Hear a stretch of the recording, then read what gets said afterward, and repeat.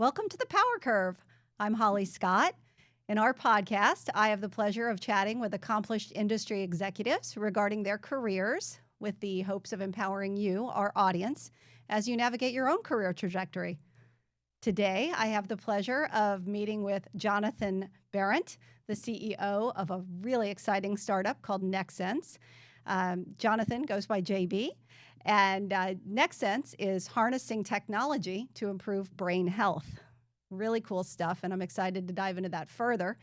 JB, thank you for joining us today. It's a pleasure to be here. Thanks for asking me, Holly. Absolutely.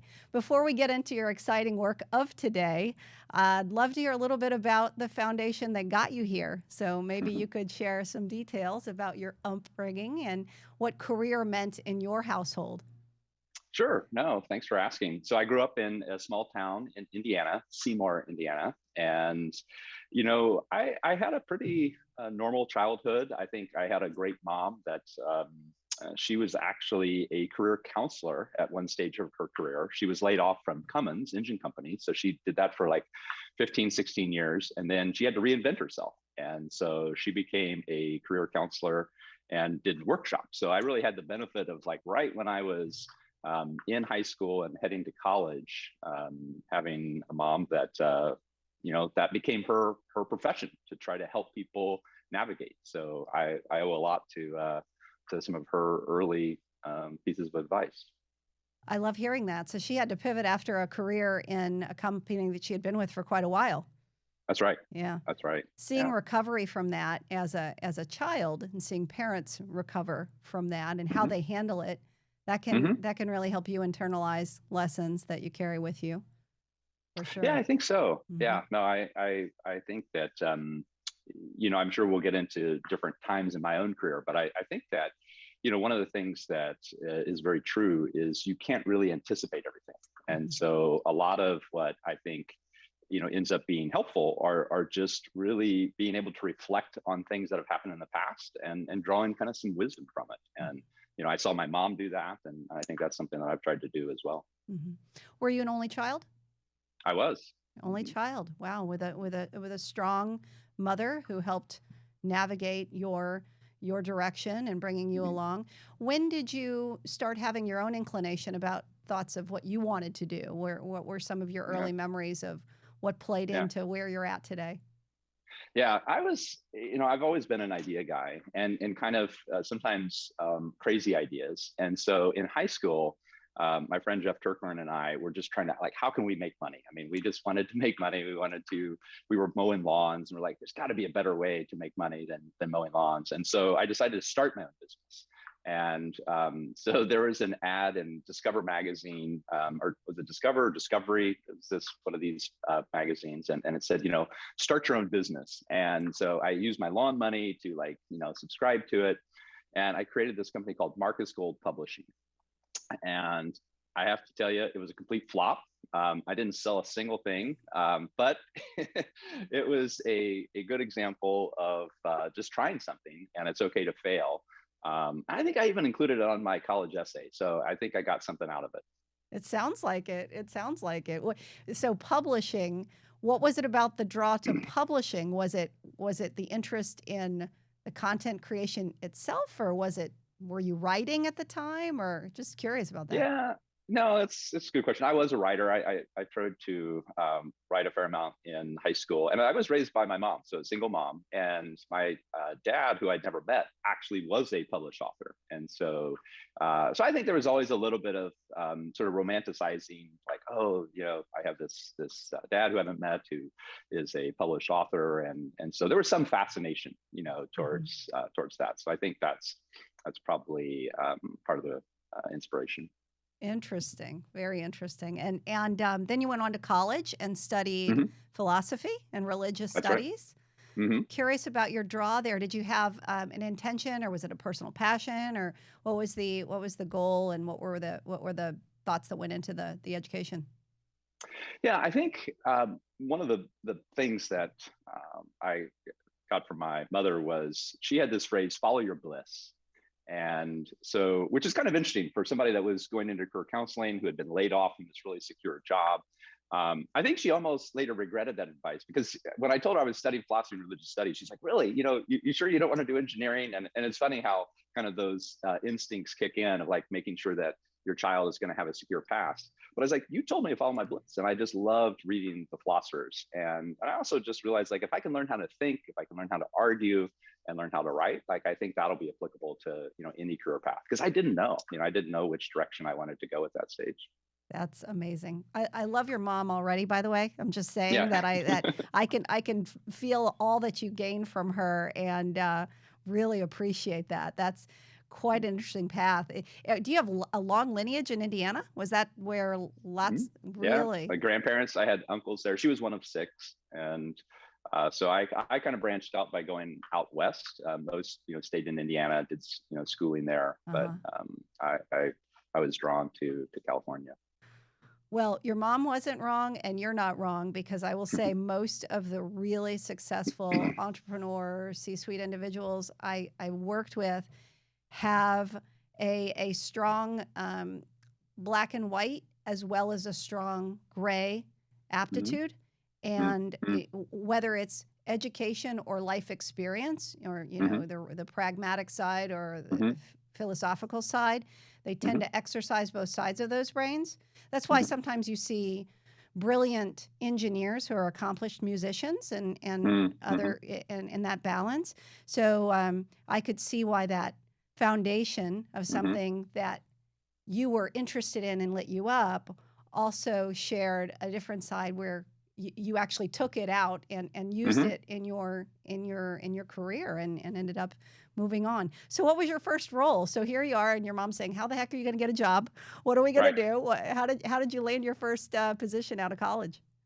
So it was the student group partnership. It was on campus. So it was a part of sort of the alumni program. And they were just starting this new program where they wanted students to write letters to donors, just like handwritten notes. And so, it's just, kind of a job of coordination. But what was good about it was every, like, I think it was 4 nights a week. We would have to do it during the nights because the students, schedules and stuff like that. And so I'd have to give like a 20-minute talk about like why the program was helpful. And so I think what I really gained from that was just public speaking. Mm-hmm. I had to get up in front of a group, and students their attention can wander, and they were there just to make money for their program. Basically, if they went, they could earn $30 an hour for the band or for their athletic team. And so I had to really work at capturing attention and being Mm-hmm. articulate. And so that was it. Wasn't really that glamorous of a job, but Mm-hmm. I enjoyed it. And like I said, I think everything kind of builds towards something. So Mm-hmm. that was a good first step. Mm-hmm. Well, I could see how that would be an interesting first step towards today's day and Hmm. fundraising and being part of Hmm. presentations. And I know you've done tons of public speaking, and Hmm. so yeah, that's a great place to start. Did you consider yourself ambitious? Were you money motivated?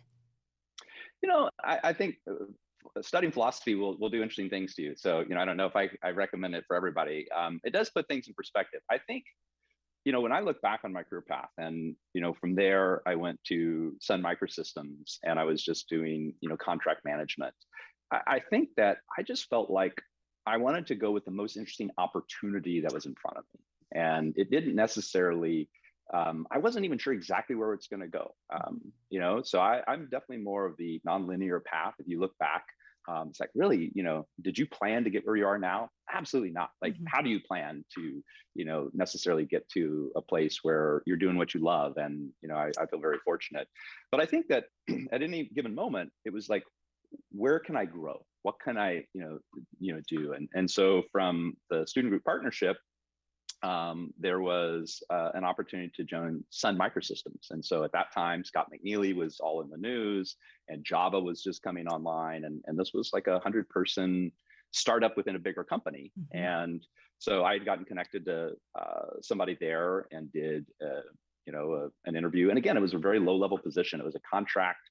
Um, well, I got promoted to contract negotiator. In the beginning, I was literally just reviewing licenses off the web from Java. They wanted me to make sure that nobody had changed a single word in the license, because the Java VM, the virtual machine, couldn't be altered. And so, but that was just a starting point, and then I became a contract negotiator, a contract manager, and then at some point I was in the room with these lawyers that were really shaping the future of computing because they were doing deals with Motorola and Microsoft on Java. I mean, we take for granted Java is still embedded in servers and all that. And at the time, before again Oracle acquired that, it was really important that the contracts structured the way so that the Java virtual machine wouldn't get too localized, and so therefore not have its sort of universal nature. So I found that really interesting, and it just gave me an opportunity to be exposed to a different world. And so I think if I look back, like if I go from one career move to the next, the connection would be, one, it was a very interesting opportunity, and then two, usually it was some sort of network, it was some sort of connection. Mm-hmm. I don't think I've applied to a single job where it was just send in your resume. Mm-hmm. Now that's great, and you followed the instinct to learn, and you followed the instinct to have no fear and not be afraid of the if it's not the right thing, it's not the end of the world. It's not all about me. It doesn't make me a bad person. It's outcomes. It's not success or failure. It's really what you go for. Wow, that's great. How about mentorship? Did you at Sun? That was such an interesting time to get in at Sun, and what you experienced there. No matter what you were doing, even if you were taking out the trash at that time, it was a very cool time and experience and band of exposure that not a lot of people have the opportunity to be exposed to. So did you meet individuals there that ended up mentoring you, or where were some of your first and strongest mentors?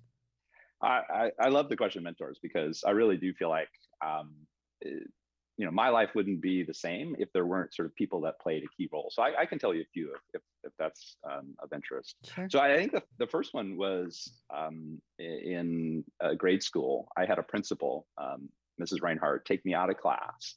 And I was just a troublemaker. Like I was, showing up in the principal's office, and but she saw potential in me. She knew that probably I was bored, and I was at a Lutheran school, and so they weren't really a fan of Dungeons and Dragons. I have nothing against Dungeons and Dragons, but they were a little concerned that maybe I was going there, and so she decided to challenge me, and she actually gave me books on the mind-body connection. So I started reading about left brain, right brain in about 5th or 6th grade. And so I look back there as like the starting point of really getting interested in the mind. I found Herbert Benson. He was a Harvard doctor studying Tibetan monks, this book, Your Maximum Mind. And so it just really got me fascinated about the mind. And so, I look to that as like, just a massive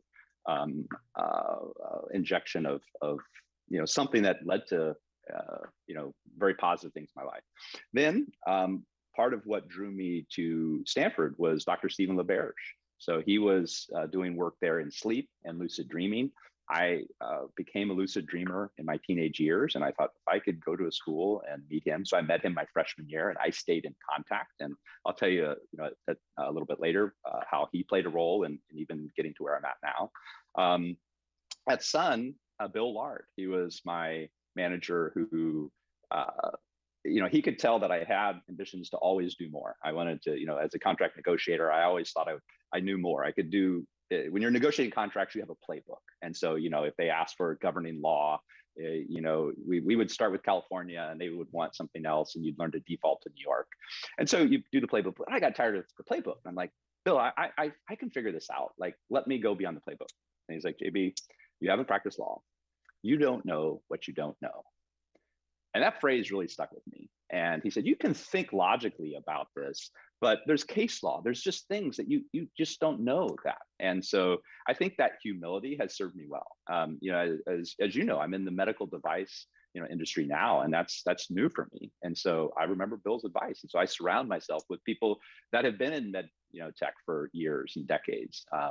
And so he was an important mentor along the way.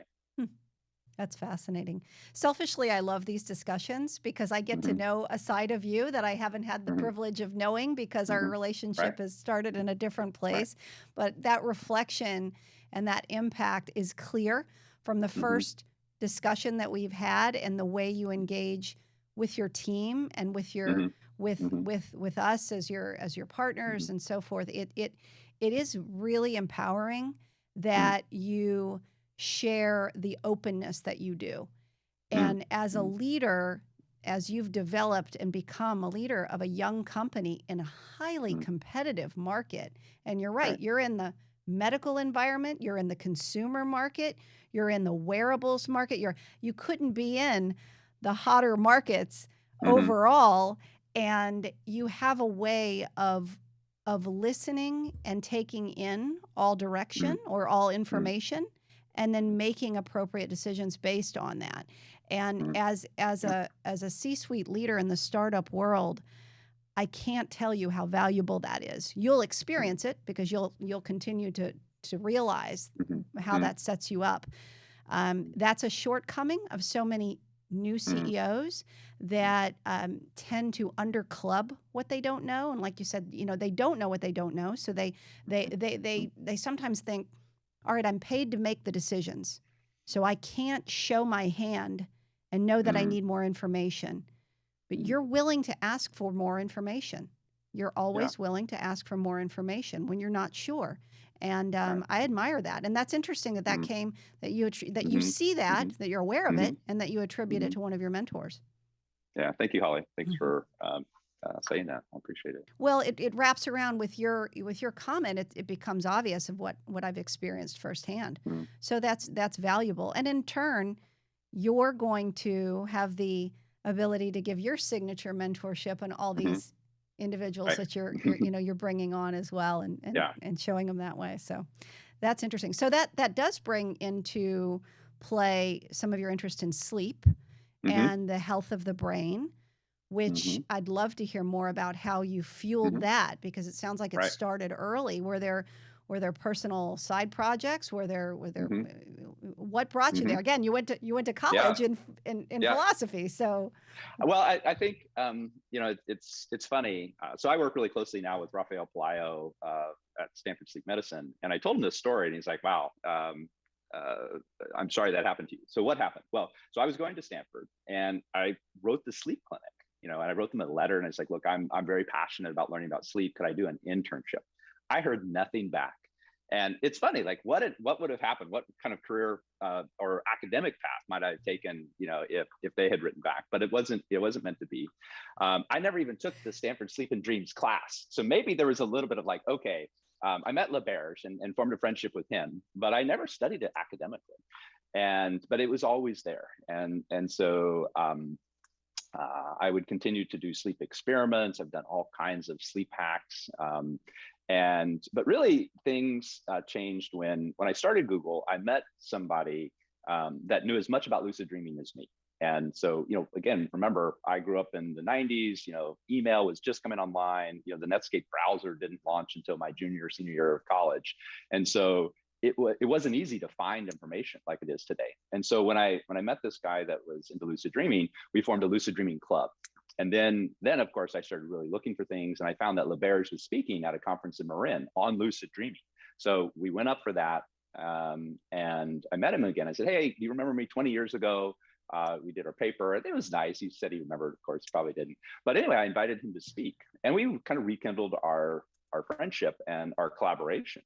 And he ended up giving me a paper that he said, "Look, this is a very interesting phenomenon where it looks like you can enhance sleep, and this has been peer replicated. This is in a peer-reviewed journal, which so I was learning a little bit about academic publishing, and he said this is in a peer-reviewed journal, which is really important, JB.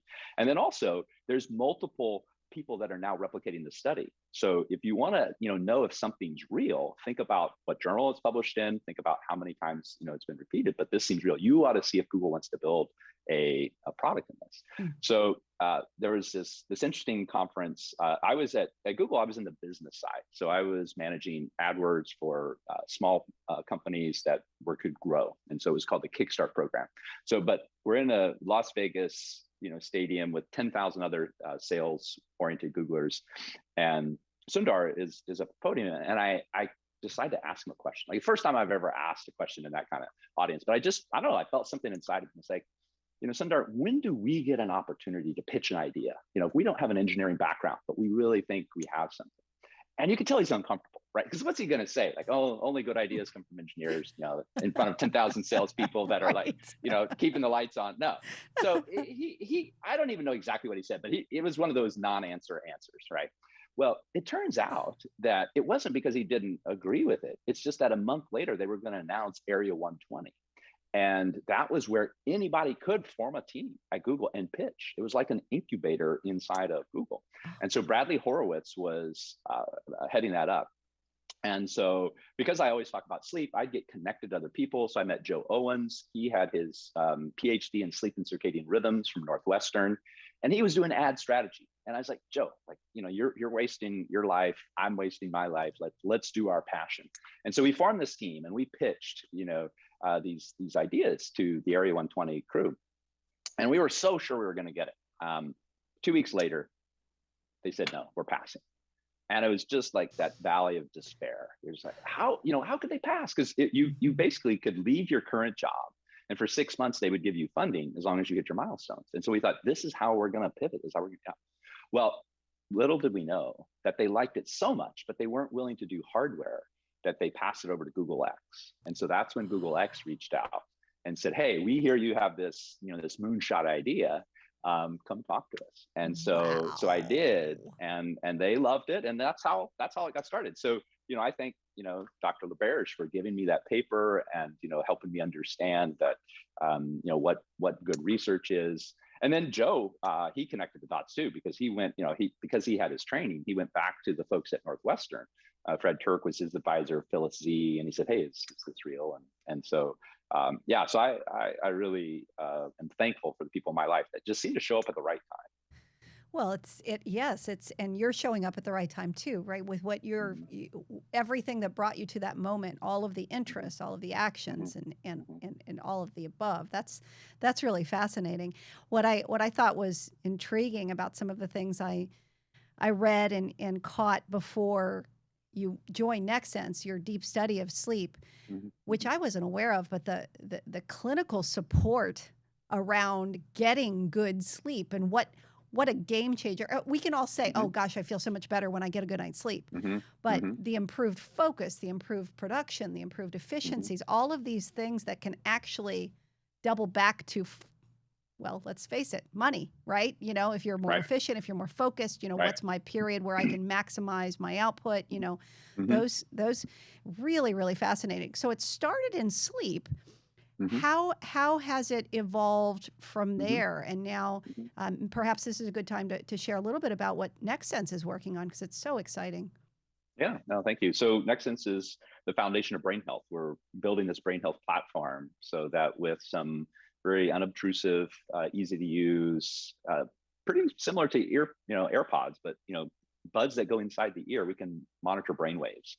And so monitoring brain waves allow you to do some interesting things clinically. So it's called EEG, is the name for the capturing the brain waves on some sort of device. EEG devices have been around for about 100 years, but they're usually on the scalp with these wet electrodes. But we found a way to build something and put it inside the ears and measure the brain waves there. So EEG is clinically valid for sleep and epilepsy. And so when we were at X, we had this novel concept, and we built some prototypes. And so we had to validate that you're actually getting brainwaves in the ear. I mean, if you think about it, that's it seems logical, but nobody had done it, and there were just some academic papers on it. And so I think I was drawn to epilepsy for a couple reasons: the head and the heart. It's always a good decision if your head and heart are involved. So the head said that the seizure waveforms were about 8 to 10 times stronger than just the ambient brain waves naturally. And so I thought, well, that gives you an advantage, right? So if it's a stronger waveform, there's just a higher likelihood that you're going to be able to pick it up in a novel location like the ear. So and a seizure has just a very characteristic waveform. So that was the head reason for choosing epilepsy. The heart reason was one of my mentors at X told me about his daughter and the condition of epilepsy, and how she just wasn't herself and wasn't able to think as clearly or be as sharp, and that that's when I really started learning about epilepsy and just what a challenging disease it can be. It's so heterogeneous. There's so many different types that manifest in so many different types of ways because it can really start in any region of the brain. And so, the seizures aren't always convulsions. They're not always what we think of maybe with that. And so that just sort of, tugged at me as somebody that really cares a lot about reaching potential. I thought I really want to help. So with that in mind, we started a study at Emory. And it was a great day when we actually started getting seizures in the ear, because then we knew we could build a device that at a minimum would help people with epilepsy, because they need the peace of mind of tracking their seizure burden. Neurologists need to have better information to titrate the medicine and give them the either change their medicine or give them the right dose. And so we just felt like that was a good bedrock. But as we explored, we found that there are a lot of sleep conditions that actually aren't easy to diagnose. And if you had something that was easy to send home, that you could monitor sleep, you could really stage the sleep in, slow wave versus light versus REM, then that would really help a number of people that have sleep disorders as well. Mm-hmm. Yeah, it's fascinating. The epilepsy side, from where I sit, I know it's an incredibly underserved market, and that medication titration can take years. Sometimes it takes years. And then you have the fear of an individual who doesn't know when and if they're going to have a seizure. It's just living life. So having more information, that is where I'm so excited about the infiltration of technology in healthcare applications, because information, when used for good, is incredibly powerful. Incredibly powerful, and can give us so much insight and so much control where people don't have control. And unlike most of our historic medical applications, there's a lot of interest in markets like this. Not only the consumer, the patient, who may be one and the same. Also, I would assume pharmaceutical companies are very interested in clinical trials. I would assume, larger organizations that are tapping into all areas of neurovascular or neurological diseases that could leverage those signals. So really exciting. I lived in a time where cardiovascular conditions were the heyday, where for the first, from late 80s to through the 90s to early 2000s and beyond, they were solving a lot of what we call the plumbing issues of the body. It's really fascinating to see now the electrical issues being addressed, and that being the next frontier. So it's very, very exciting. Yeah, well, we draw some analogies to that, because in 1962 the Holter Monitor was invented, and that really started the change of the cardiac health. And when you think about it, there is no Holter monitor for the brain. If you have a loss of consciousness and you go in to see your primary care doctor, they have to rule out syncope, fainting, and that usually is caused by some cardiac, so they might send you home with a Holter monitor. But if you're having a seizure or it was a focal seizure, so again, it didn't manifest, they don't know. And so that diagnostic odyssey can take months, and as you said, even sometimes years.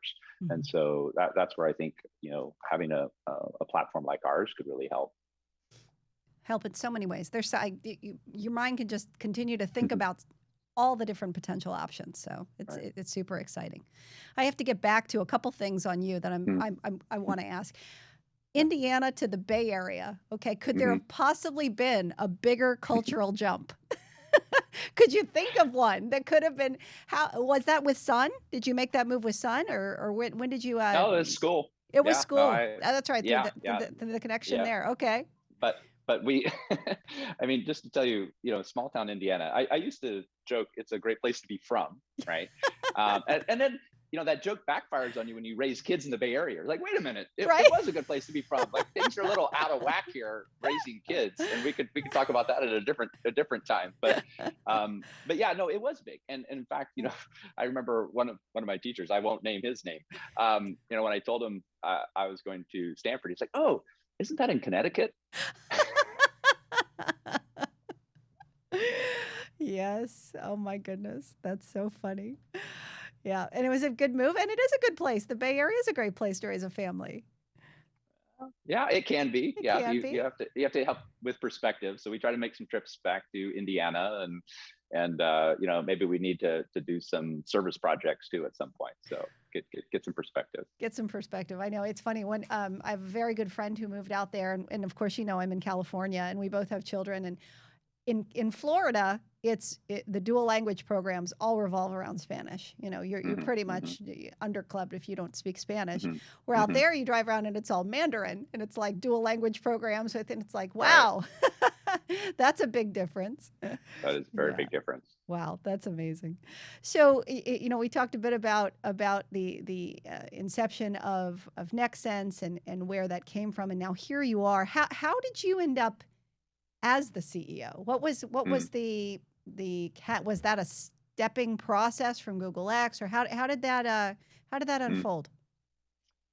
Great question. So again, some things that I didn't really plan. I think there was really one defining moment for me that I think shifted. So we were talking to a very senior leader at Google about capturing brainwave data. And one thing I should say, I'm personally obsessed about privacy of personal data, and especially something as sensitive as your brain.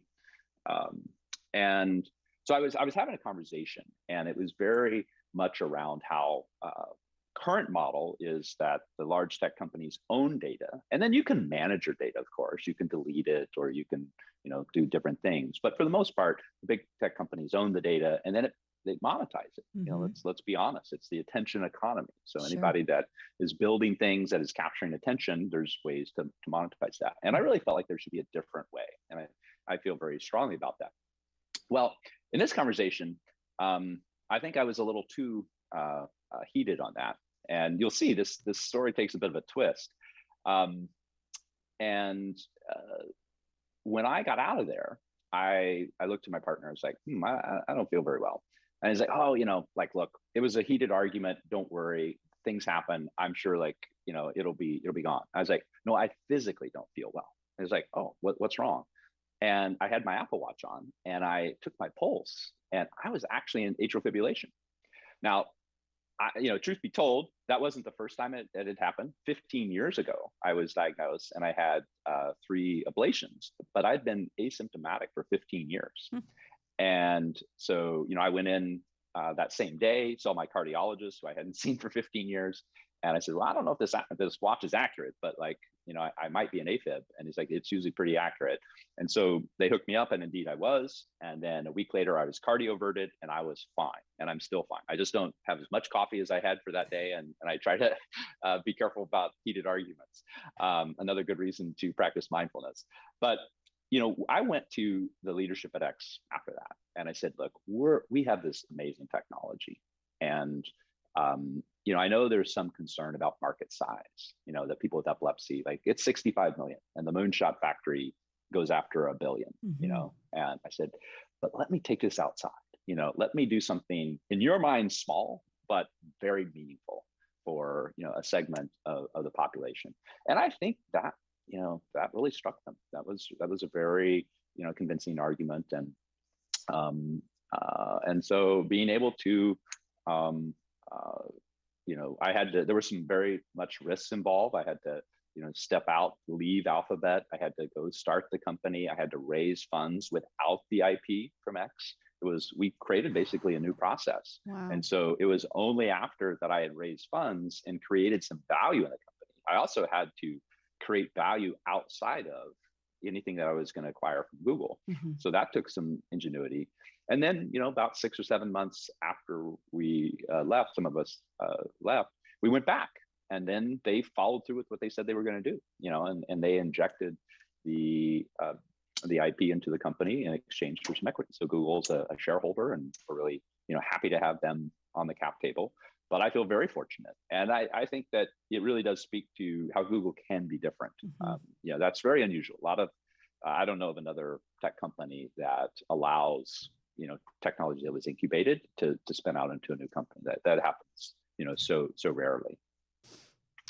And this discussion and hearing from your perspective as you sat in those seats, you're in this passionate discussion that ended in a medical event. Mm-hmm. Then you're going to talk to a company that they get what, thousands of applications a day at minimum. Mm-hmm. Mm-hmm. You're going to talk to them about leaving, Mm-hmm. really without their support Mm-hmm. in Mm-hmm. terms of Mm-hmm. financial Right. or without their IP, Right. never fundraised before, never. Right. So, my gosh, that's some serious, serious bravado. Okay. So you pulled it off, thankfully. Yeah. Yeah. Where did you get that strength? That must have been because really you're sitting Yeah. in one of Yeah. the seats that people, and I know that people leave Google, and I know them well for that reason, but that must have been a real wide awake all night decision to get to. It's interesting. I think a couple of things. One, how we talked about earlier in our time, how things build, Mm-hmm. right? And so I think that I had sort of already built a pretty strong muscle of just looking for a good opportunity and then taking the leap, Mm-hmm. and being okay, if it fails. And I had some, and we were obviously highlighting successes in my career. I mean, there were times where there were dips, and so it's not all success. So, but I had stayed true to that principle of like, the most interesting opportunity where I'll grow, and not being so tied to the outcome, right? Mm-hmm. Like I think sometimes people over engineer for success, or they over engineer for the outcome, versus like everything I did just eventually, as you look back, like it was a building for the next thing, right? And so I'm like, this could be a failure, or it could be a success, or it could be somewhere in between. Usually things are in between, but it just seemed like it was right. So I think that was one thing that made it where it didn't feel like it was that big of a deal. The second thing, I made a reference to mindfulness, and it is something that I is very important to me. And so before I actually made this decision, there was an interesting timing of things, such that I had scheduled my first silent retreat. And so it was during the pandemic, and it was in my office. So I had to just like tell my family, like, I can't talk for 3 days. And so it really wasn't being wide awake at night. I think it was being wide awake, during the day. And of course, I wasn't ruminating. I wasn't, thinking on it. But that was the time where I had to make the decision. In fact, it was really interesting. Right before that, there was a conversation with the leadership, and they were basically saying, do you want to pitch for more funding internally, right? Like, maybe you can grow this, inside, and there's an opportunity. And I had already scheduled this retreat. It was the first time I'd ever done it, and I just decided to stay true to that, and kind of with go, this opportunity to pitch for more internal funding.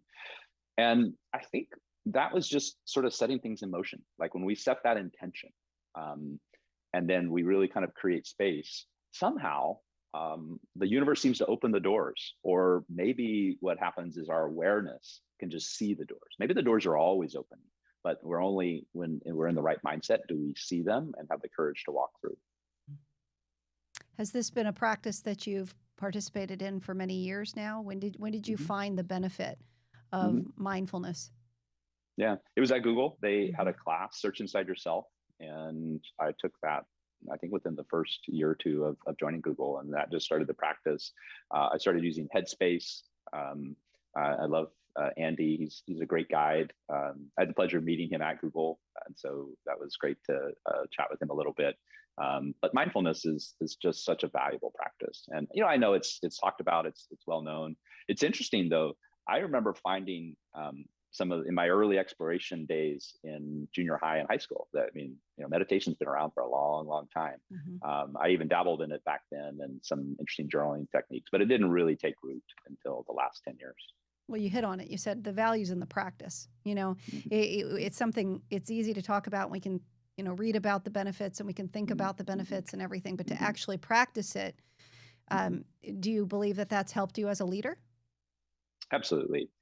I think that mindfulness, and if you kind of follow it to its, sort of places it'll take you, it really takes you ultimately into two places. One is equanimity, and that is really having just this kind of mindset of being really accepting of what happens, right? and not getting too attached either to the successes or the failures. So that's equanimity. And then on the second hand, it is really compassion. And that's a bit more elusive. I feel like I'm just early days on that journey. But I've definitely seen the benefits of equanimity, where things can come your way, and after practicing mindfulness for even 8 to 12 weeks, if you studies show that there is actual results and benefits from 3 or 4 times a week for 8 weeks, you'll notice that you have that like split second pause before you react. You'll feel the emotion. Like I can tell you a small example. In my early days, my son was young, and as a toddler, they're always doing things, and it can just really yank your chain, right? And you've had a long day at work, and Tyler would spill the milk at the table, and one of us would kind of fly off. But I remember a dinner where he did spill the milk, and I felt this like reaction of like, but then I could just let it go. And it's just that small space, in between. You're going to feel the emotion, but you can realize you can actually energize an emotion if you want to, if it serves the purpose. And sometimes it does. I used to think that it was all about just zenning out. It's like, no, emotions are powerful motivators. Mm-hmm. Pay attention to them. But doesn't it feel like a superpower to be able to not have to give in to them, and to be able to choose when they serve you, as opposed to being pulled by them. So I think it's been a key practice for me. I can see the value, and I see it with you being you're a clear and authentic, concise communicator, and I would see that helping in giving yourself space to work through emotion, and then making a more direct and concise answer to perhaps your teammates or to your leadership team, or setting expectations, delivering bad news. Those day-to-day tasks that someone in leadership has to own. I can imagine that would give you a lot more control over the message and the reception too. Fascinating. Well, I know we could probably talk for many, many hours. So Right. I will catch you just one last, any advice that you would give someone who is aspiring to a role like yours? And I would like to just note that you are coming in as a startup CEO, first time startup CEO in health tech, right? So there's lots of these firsts. So what advice would you offer that budding listener who is chomping at the bit to have this kind of opportunity? Yeah. I mean, I think some of the things that we've talked about, play a role, and maybe I'll add, kind of one new one at the end, but just to recap a few things. I think, developing a sense of fearlessness, just knowing that, whatever you do, if you have the right mindset, it's going to build towards something else. And so don't be so attached to making sure that next move is going to be a success, or that next move is going to have the outcome you want. Just, again, if you're doing something that is going to help you grow, if you're going to be around people that you like and inspire you, something good is going to come from that. And if it's not that in and of itself, it's going to lead towards something. So I think that's one really important piece. We talked about you don't know what you don't know. So making sure you have people around you that can help you. So my advisors, NextSense has a great team of advisors who have been very helpful for fundraising, or helping me do different things. And so I think that's it. I would say the third piece is really finding that inner compass, learning to listen to that intuition. In today's world, we have so many data-driven decisions and all these things, and data is great, and the analytical mind and nurturing that, is wonderful. But we all have intuition, and I think that whether it's going for a walk, like it doesn't have to be meditation, it doesn't have to be mindfulness, but we all have a way. I think everybody kind of knows that there's sort of this inner sense that maybe you get in touch with when you watch a sunset, maybe you get in touch with when you do an extreme sport, but really nurturing that, because I think as you learn to listen to that, it's not going to lead you astray. Excellent advice, JB. You have been a great guest. I'm so thankful for your time today. I know you have a busy day ahead, and I know our audience is appreciating this as well. So I'm excited about Next Sense. I'm excited about what's to come. And again, many, many thanks for the time today. No, thanks so much, Holly. Thanks for your partnership, and it's always a pleasure talking to you. So I'm glad we had this context. This was a lot of fun too. So thank you. Agree. Yes. And audience, thank you for joining us on another episode of The Power Curve. See you soon.